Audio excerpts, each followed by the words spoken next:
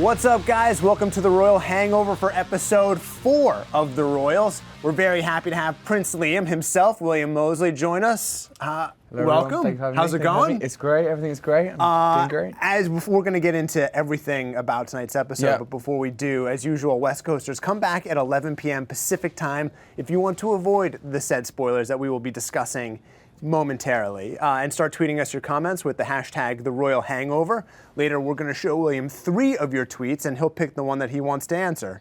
Are you ready for that? I am 100% ready for that. And make them crazy. The crazier, the better. I like that. A bold challenge. Exactly. Big moment tonight, right at the end. We may have learned who Simon's killer is. If it's true, isn't that just kind of another reason why it was never going to work out with Ophelia? Wow, what are you saying there? What are you saying right there? Well, maybe it's, I mean, at the end of the episode, we have this shadowy figure saying to Ted, you shot Simon. Yeah, but did he kill Simon? Was it by accident? Was it on purpose? Was he actually trying to protect him and somebody else was trying to kill Simon? Remember, Simon was actually stabbed.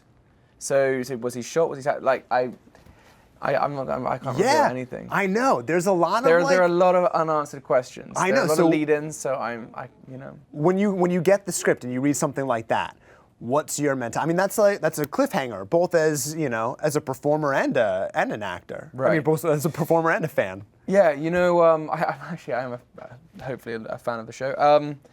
You know, that's what I love about the show.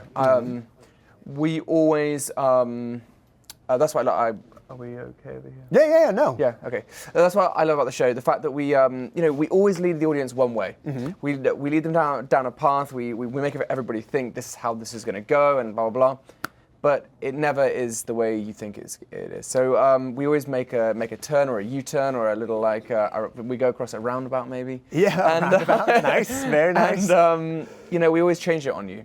So it really, so that's what I like about reading every episode. I know that it's not a formulaic show. I know that it's not systematically always going to be the same. I know that there's always going to be a twist. And that's what makes the show fun. And I think that's what kind of gets people hooked, you know? Yeah, of course. In this episode, we start to see Liam's confidence start to come out a little bit. He gives that stirring speech in front of his dad's monument.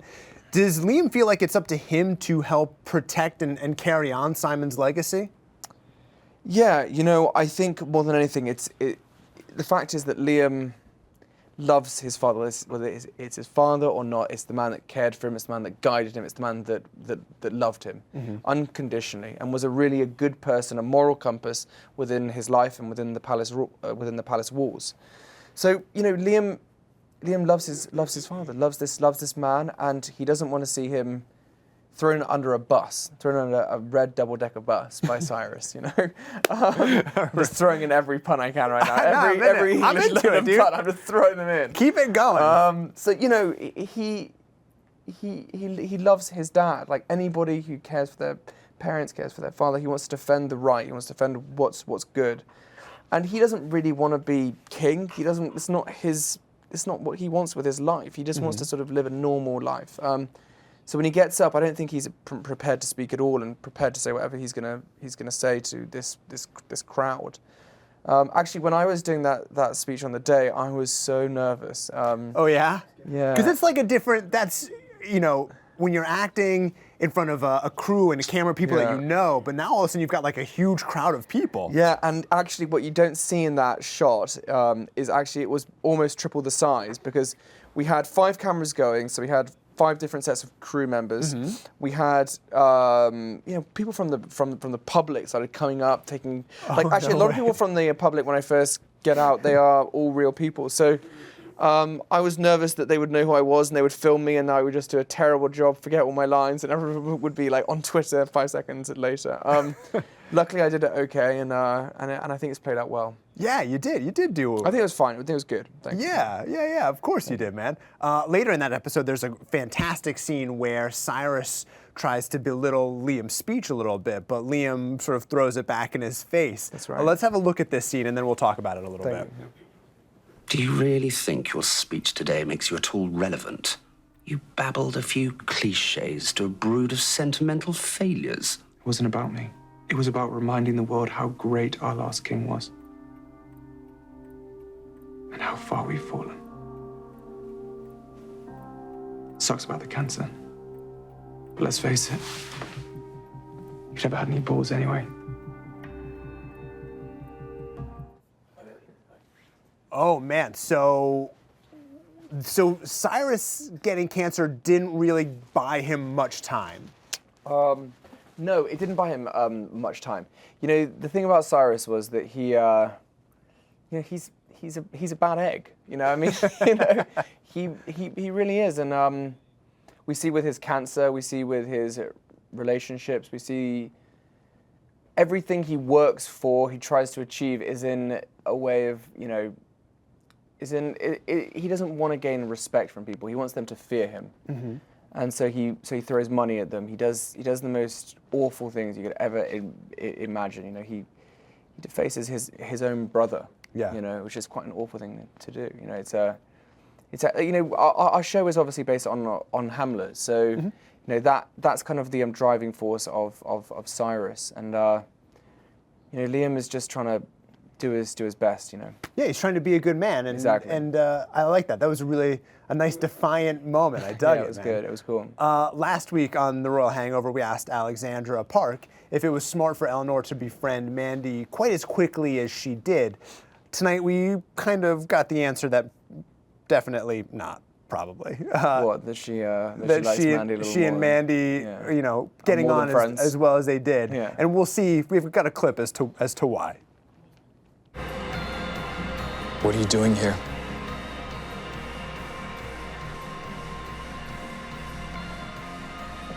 I asked you a question.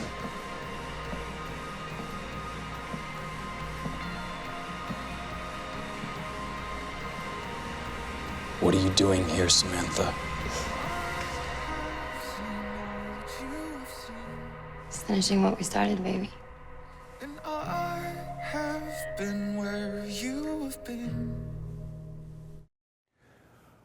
That was another pretty big moment. I was hooked there. Well, I mean, that clip is sort of exemplary of what you were saying earlier in the show, that like just when you think something's going to go one way on this show, it goes another way. That's right. I mean, how much longer can Liam and Jasper be pals now? You know, Liam is slightly ignorant to all of Jasper's world and what he's bringing into the palace. So, in that sense, I think ignorance is bliss. You know, that he kind of trusts Jasper. He sees that he's a good person. He sees that he seems to care for Eleanor in a way that most people don't. You know, they sort of use her, abuse her, and are done with her. And that isn't the case with Jasper, as we actually see is actually the truth. But obviously, there's a darker side to all of this. And I love watching Jasper and Eleanor. Actually, I love those scenes, and I think this Mandy character has brought a lot of different dimensions to that relationship in of itself. So we'll see that play out a little bit more this season. Yeah. Yeah. Well, you know, obviously, there's obviously things have to come to a head. Yeah. Things have to end. Things have to, you know, people come and go on our show, but I'm not going to say what happens. No. You know, anything like that. No. I mean, I'm sure fans want to know, but we all, you know, you'll get it in good time. Eleanor and Liam are going in slightly different directions. Liam is getting more confident while Eleanor sort of seems to continue to wallow in drugs and sex and clubbing. Does Eleanor's behavior worry Liam at all? Yeah, that's a good question. You know, I think Liam is really worried by Eleanor's behavior. You know, I think he sees that she's kind of losing it. You know, she's kind of off on one, as we say. But I think, you know, the most important thing right now is redeeming Simon, is redeeming Simon's position, and also finding his killer. You know, those two things are Liam's forefront and at the forefront of his mind. And so he brings in Jasper, and obviously Jasper sort of answers the questions that Liam has. They almost have a sympathetic relationship where they're finishing each other's sentences, especially at the beginning of this episode. So, you know, I love that, and I love doing those scenes with Tom. So, you know, I think that's Liam's main focus. I think he really does care about his sister more than anything. But you know, finding his father's killer is the predominant problem. Yeah, and they each need to go about this journey in their own sort of way. Yeah. Towards the end of the episode, we get a nice little moment together where your character and Alex's character are with your mom, smoking a joint, as any good family would be. Casual. What's it like, because you guys don't have a lot of scenes together, but what is it like when you do get together? When we do get together, yeah, it's funny because we hang out a lot. Mm-hmm. So it's kind of just like, we just sort of go back into our routine. We're just cracking jokes, hanging out. Actually, I remember that day specifically. Alex was she was meant to get the weed out of the wall, as you saw. Mm-hmm. But she can't throw. For some reason, like, I'm not saying girls can't throw, but Alex literally Alex specifically cannot throw. And so she kept throwing it at my feet. Literally every single time, we just did it about 18 times. I just chucked to my feet. So by the end of the shot, I was literally down at my feet, just waiting for it, So I don't know if she was smoking something before we went into that scene. But she just couldn't. She just has a terrible arm. It's actually a terrible arm. Don't play catch with Alex. Yeah, that was a really fun. It was a fun scene. We had a good laugh. I like that. You guys have been tweeting us your comments and questions for William with the hashtag The Royal Hangover. We flagged 3 of our favorites. I'm going to show them to William, and he'll pick the one that he wants to comment on. Are you ready? I'm ready. All right, here's the first tweet. All right. It's from Kelly XX. The funniest prank behind the scenes on the Royal set. Okay. Okay. I like that one. Who would you choose from the Royals to live on a deserted island? Okay. Thank you. And finally, what do you want from Christmas? From Christmas or what do you want for Christmas? Sorry. Okay.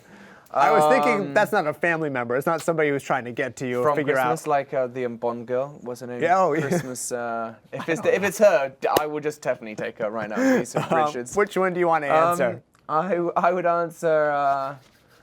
Who would I want to be with on the desert? The second one. Yeah. Before we answer that question, okay. Hit me with it. I was coming in here and just around town here. Your face is on billboards. What was that like the first time you saw your face on a billboard? I was, believe it or not, I was, I think 17 or 18 when I first saw myself on a billboard. I did the Narnia films a long time ago, which were really beautiful films. And I just saw a billboard in London at a bus stop, and it was just me with a sword.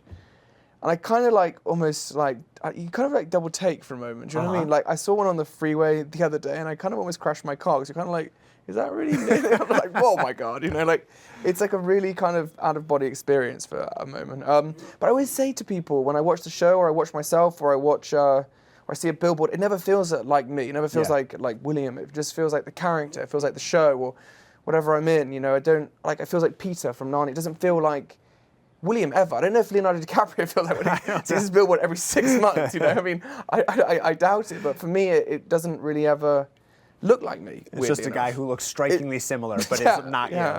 I like that. No, I'm comparing myself to Leonardo DiCaprio. It's totally fine. All right, let's bring up that tweet that he wanted to answer. Do we have it? The desert island?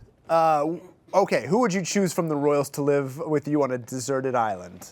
Who would I want? I'd obviously choose the Queen, because she must have some cell phone or some secret thing that she just presses a buzzer and suddenly the biggest yacht in the world just shows up and you just roll out. Yeah, it's not going to be deserted for very long. You'll be deserted for about 10 minutes while it's nice and relaxing, and then you're out. Good, practical answer. Before we wrap it up, guys, we've got an exclusive clip from next week's episode of The Royals. Here's Helena and Ted. They're talking about Cyrus and how he destroyed Simon's monument. Just keep that in mind as we launch into this.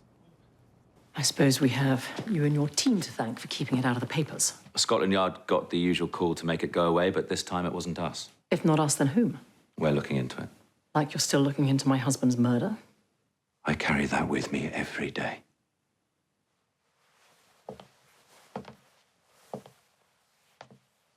For what it's worth, I'm sorry. Well, perhaps you can regain my confidence. I need your help finding someone. Who? Whoa, cliffhanger. Very cool. You know who they're talking about, right? I don't know. Obviously. Don't say anything. Don't say anything. Thank you for hanging out, man. I really appreciate it. Guys, so keep much. the conversation going on social. Follow the Royals on Twitter, Facebook, and Instagram. Join us here every Sunday night right after a new episode premieres of the Royals on the network. Have a good night, guys. Thank you so much. Thank you, everyone. Thank you. Thanks, so William. much. Thank you. Well, thank you.